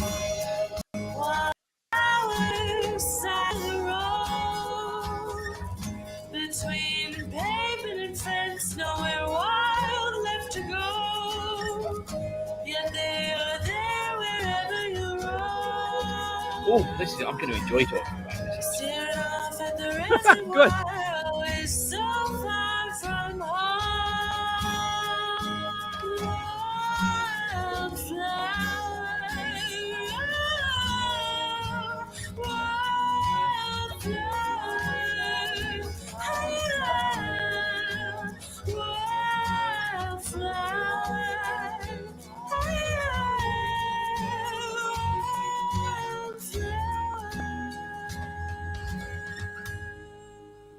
Back to the sea.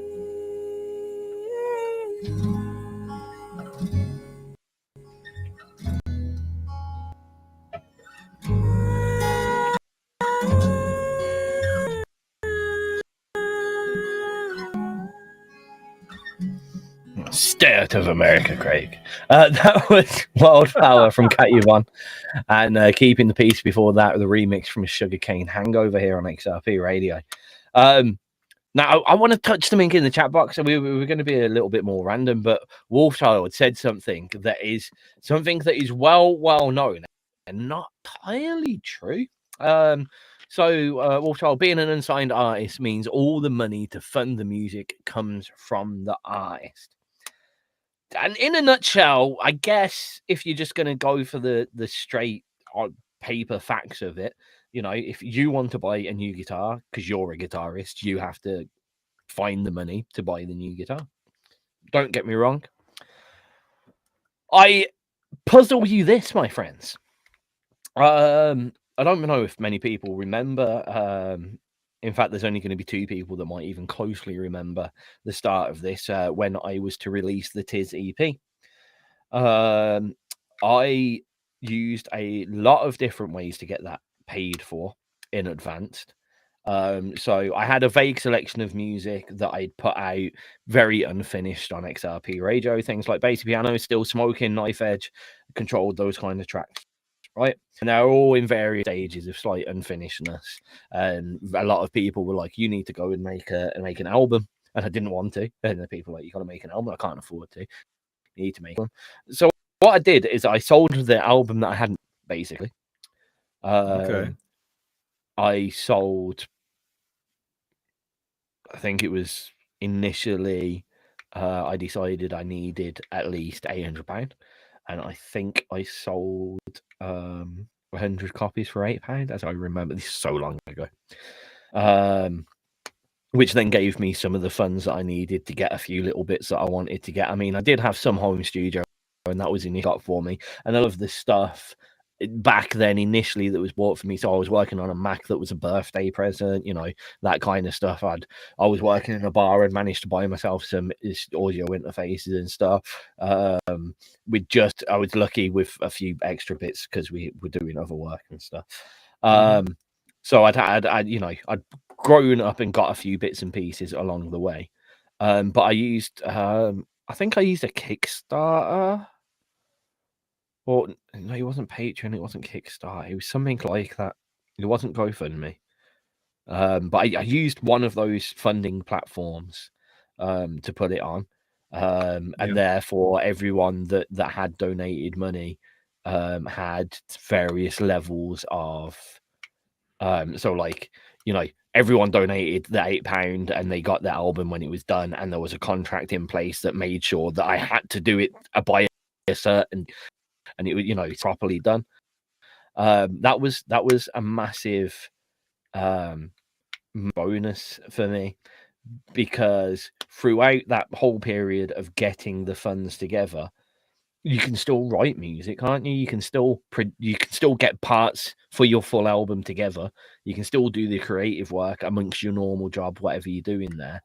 and Right. you've put a vague date and stuff, and you just push it.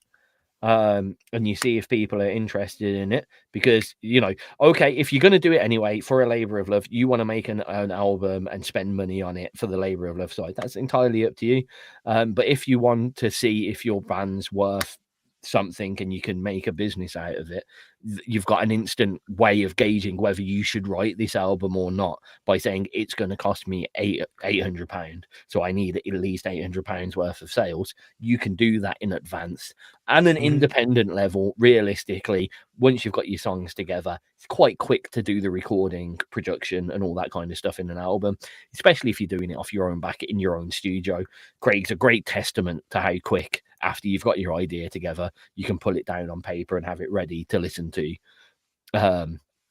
It's easily done. Me and Mish managed to do the final mix and master on pretty much a full album of music in a weekend. That's easily doable. You don't need lots of time. You just need to know that it's viable and you should do it, and it's not going to put you into debt, basically.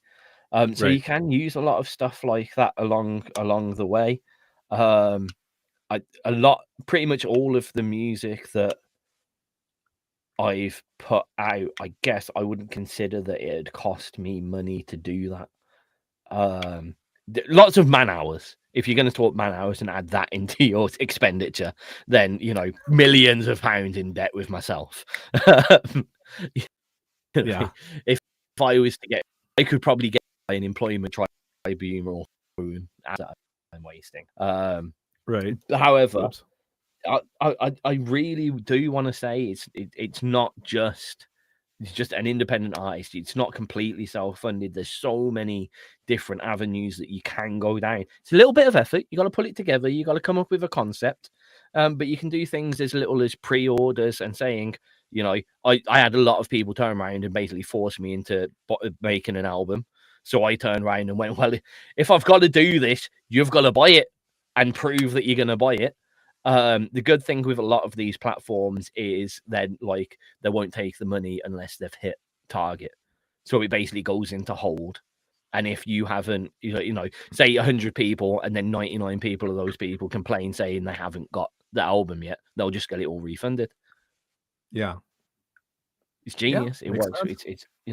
It's a good way of doing things. So yeah, don't try and don't think you're kind of off. And think that you will as well. All of those GoFundMe style stuff that I've done, there's a select group of people that will support you no matter what, and probably don't even get the album or listen to it. I have never seen my album on the shelf in my parents' house, but I know they both bought a copy. Let's put it that way.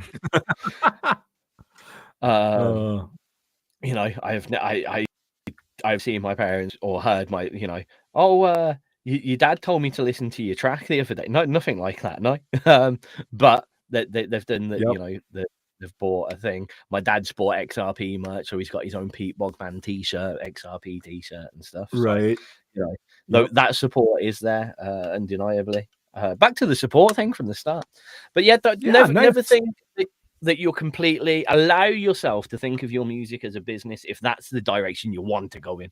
If what you do is complete, I'm going to make music anyway in the way that I make it, and I'm myself a new audio interface because I like it, then that's sweet. Go for it. Do what you're doing. And I'm not saying that isn't an aspect to any music. I would say there's a lot of mainstream artists and bands that go out there and go, I want a new guitar today. I think Dave Grohl has probably bought a lot of guitars over his years because he wanted them, because he loves them, and it was his labor of love.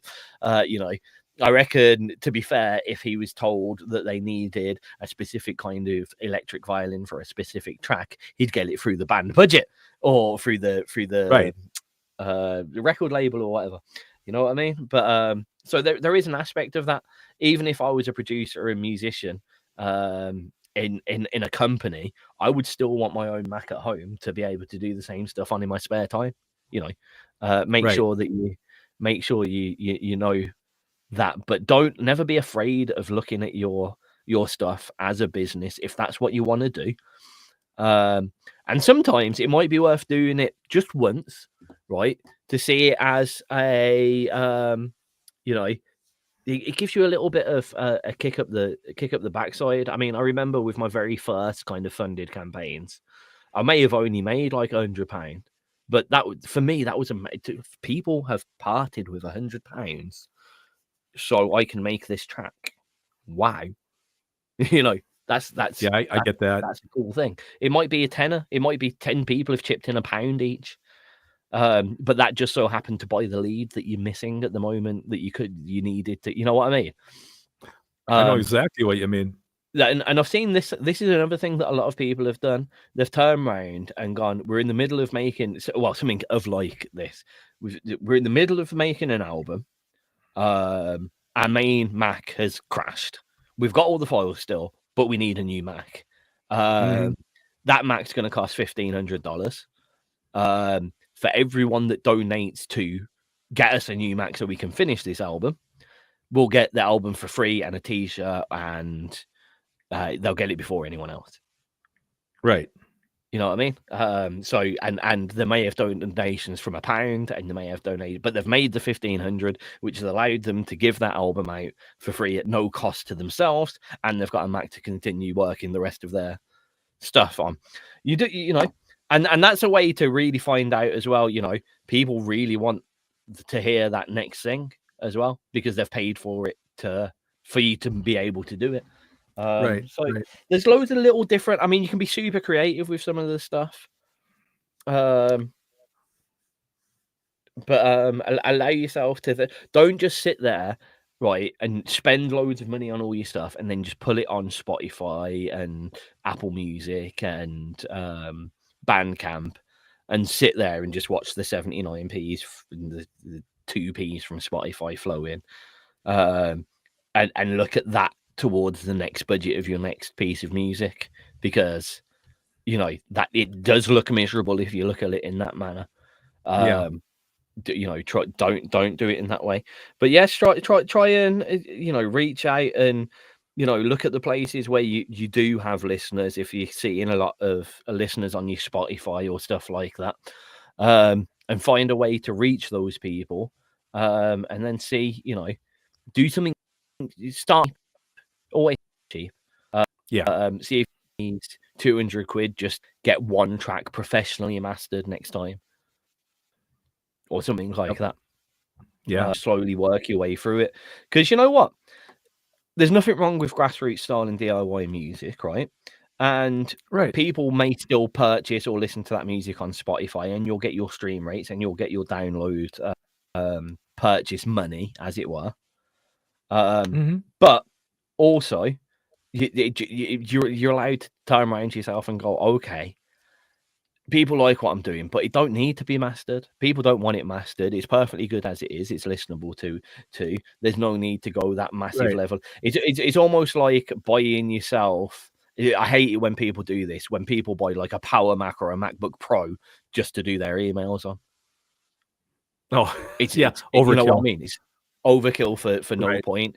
If you're a very punky DIY sound, you don't need to go into a recording studio if that's your effort. If you sound something like Spike Direction or Tiny Forehead or stuff like that, we've said this before, actually, Craig, haven't we? There's certain bands that need to not be overproduced. Oh yeah, because it makes them too slick.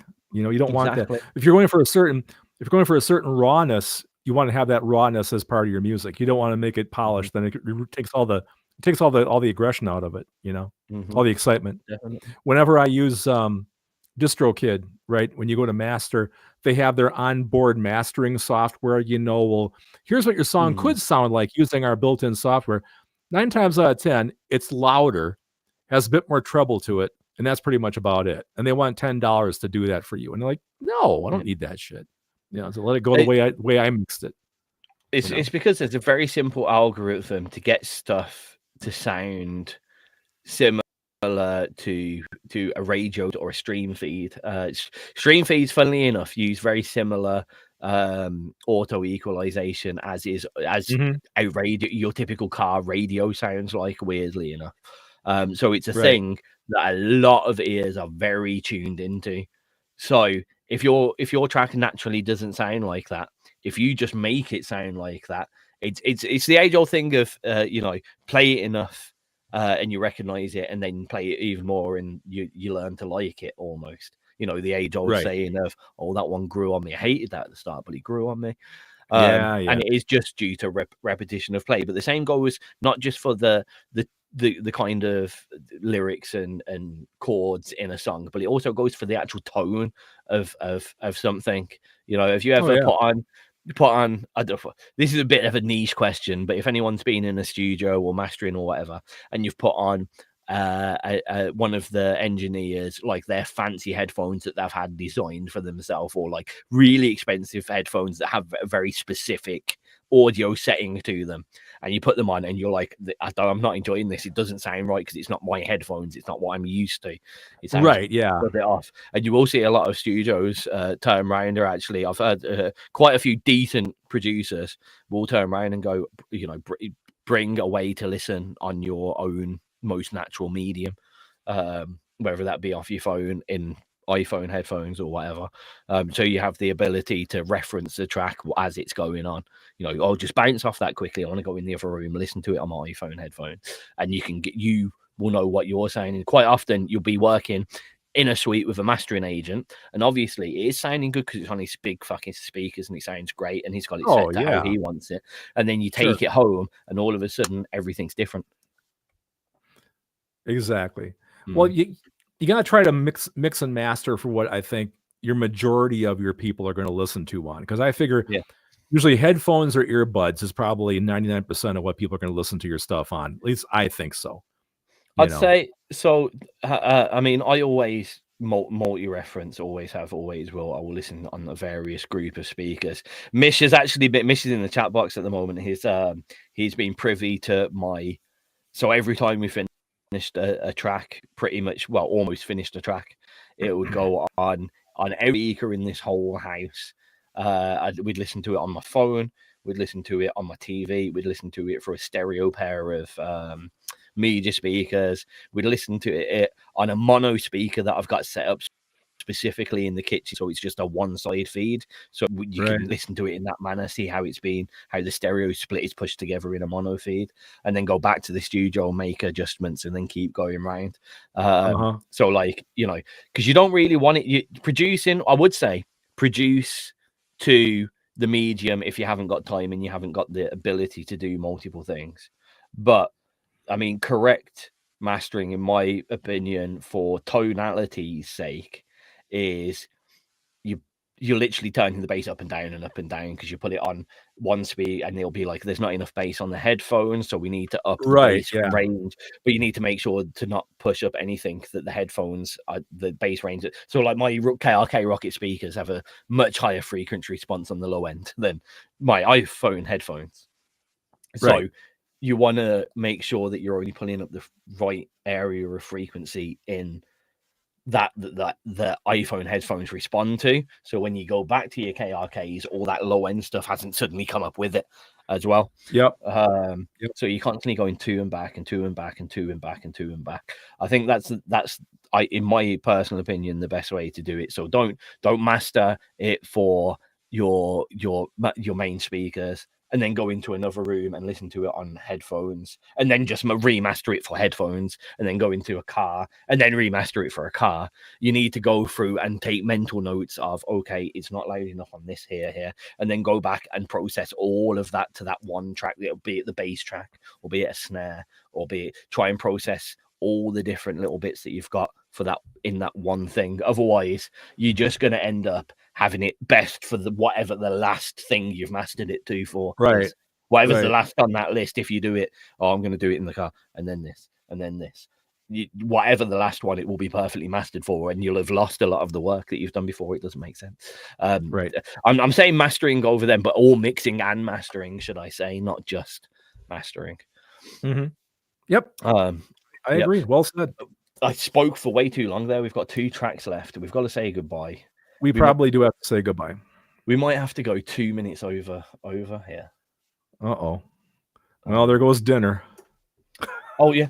Oh, we have exactly 8 minutes worth of music, and we have 8 minutes left of the thing. We're going to talk for a bit. We're going to say goodbye. Sorry about that. I got carried away. No, you had some very valuable things to say there. That was wonderful. Thank you for that. That all came off the back of Wolfchild, so thank you very much for putting that comment in a little bit earlier as well. Yeah. Thank you guys so much for being in the chat box today. We really enjoy the interaction. That's what this show is all about. So thank you for being here. Really enjoy it, especially when we stay on topic as well. It's good. Yeah, that's always a plus as well, for sure. Yep. It's been great. Thank you everyone for joining us. I can't even speak now. I'm really tired. I'm really tired. It's been a pleasure to entertain you all for the evening. Hopefully we did. Hopefully we did, yeah. But if you're not entertained, we were. Are you entertained? Are you not entertained? Oh dear. We'll be back next week, same time, same place. We should be. Yep. Yeah, definitely. Yep, I'm also back on Saturday with Tag Show, all the latest brand new submissions. If you got new music out this week or music that you don't think XR has played before, always remember your music is new somewhere. So find those places and keep putting it out. Don't just let your old tracks go to waste. But yeah, if you got anything like that, bring it Saturday and I will spin it, get it uploaded nice and early though, so I can add it to the tag list. I usually do that Friday night, Saturday morning. You'll get a little email Saturday during the daytime, so come and join us. Is there anything else that we really need to say today? I don't think so. I think that pretty much sums it up. We will see you next week, same time, same day. Excellent. Same time, same day, same back cave. Two last tracks for your evening. What are they, Mr. Craig? They are Radio Silence by Brother Dynamite and My Worth by Lorenza Wildcard. I'll see you later, everybody. Yep.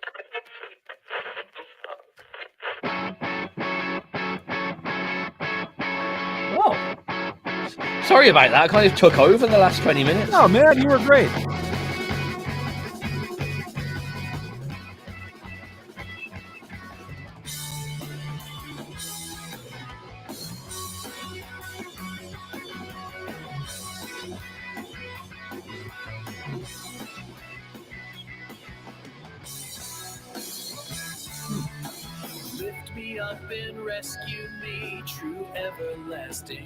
This may sound a bit weird, and I don't know whether this band is out of your remit, but slight touch of Franz Ferdinand to this. I remember the one big single. That was a big thing here in the States. I can't say you don't know, you say you don't know. I say. Yeah. Well, here, I was going to show you this for Geek Time. Oh, yeah. Oh, we missed Geek Time. Terrible. That's okay. That's the new Power Rangers Reader Rewind, the beat 'em up. It's a beat 'em up. Yeah, it's just like it's like Ninja Turtles Shredder's Revenge, but it's all Power Rangers characters, and you have Zords and stuff. Which Power Ranger? Oh, I don't know. I haven't played it yet. It's still in the shrink wrap. Yeah, but like very good. I was expecting it to say like Power Ranger Turbo or Beast Force. No. That's a generic. The Mighty Morphin. Hey, that's okay then. Yeah, it's supposed to be really, really good. So I picked this up when I was at the GameStop, my cat's house. So if I get a chance, I gotta play it. So there's that. That was Geek Time. The creepiest thing that I realized about Power Rangers, the Super Americanized Power Rangers, is the fact that like years and years later, Hulk and Skull are still in it. Oh my God, they're like 70 years old now, I think, you know? It's still in it. I know. Good old Mish. Oh, you know, he's consistent. You gotta give him that.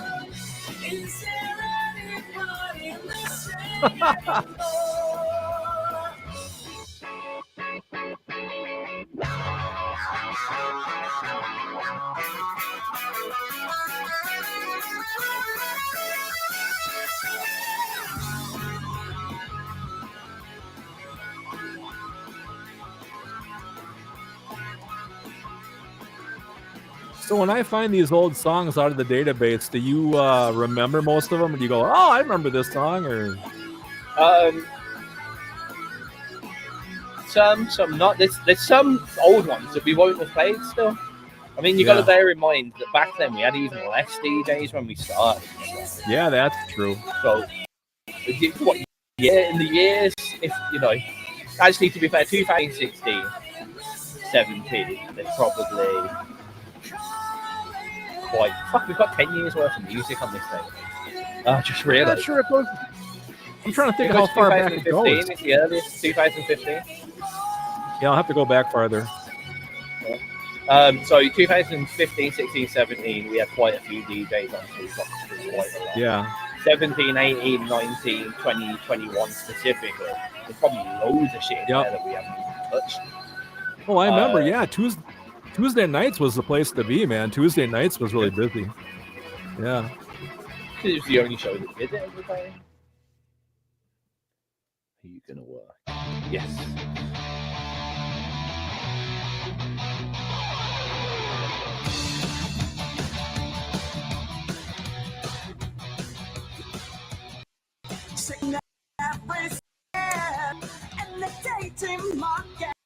This sounds a little bit one way or other. The first thing I said to myself, I'm gonna get you.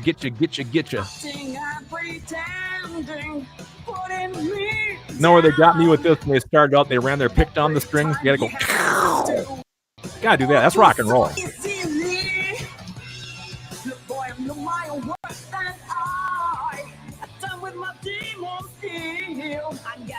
Well, now I suppose I have to go back to work. Huh? I was going to say, this is probably the worst comparison I can. This is the kind of like Twitter girl that did that caffeine song. Oh my God! Make me scream into my knees. Yeah. It's like if she did it properly, it was good. Right. I gotta laugh. There's on one of my YouTube channels now, people are putting up like the world's worst music videos, like the most horrible songs. You know, just terrible. I mean, oh my God, how are these people get on the, get out there? Bad. Weirdly, there's so many people who make atrocious sounds and think they're. Oh my God, I know. And I don't know how it works. I don't understand people that think that they can sing, but they're like literally tone deaf. Oh, I know. You know something? I just noticed now. I just noticed this now. The show is over, but now I see the tag thing is in the corner. Oh! Always miss something. It's okay. There we go. That's funny. 2 minutes. I'm gonna forget. I'm gonna change it back because otherwise I'll forget to change it back on Saturday. I know, on Saturday. Yeah. Yep. So just try and remember to do it at the end of the show. That's funny. Oh well. Thanks for joining me, ALT. Yeah, you're welcome. I should have had my hair down for Mish, but I didn't get a chance. Oh man. No, I don't think it'd stroke your hair. I think it'd fuse it. Yeah, it's more crunchy. Crunchy? I thought feathery. I thought floofy, not crunchy. What have you got in your hair? Gets sweaty from the gym. Sweat isn't crunchy normally. I don't know. I'm as tired as you are. Okay, I'm just trying to hang on to the conversation. You're so tired. Your hair goes crunchy. After we get done, I gotta turn the computer off and go upstairs and find something for dinner. Then I'll probably watch TV and fall asleep. Here we go. In the last 30 seconds of this track, it's been a pleasure for all of you viewers that have been watching us. I hope you do come back and view and listen to us next week. Also on Saturday. Also, we've got Friday nights. One of our prime slots on Friday night is just unfortunately opened. The Garage of Dreams has stepped down. So if anyone's interested in joining XRP as a team member, now's a great time to do it because we've got some prime time slots that need filling. Get in touch with me at Tizz XRP on all of your favourites and some of the ones you don't like as well. See you later, everybody. Bye-bye.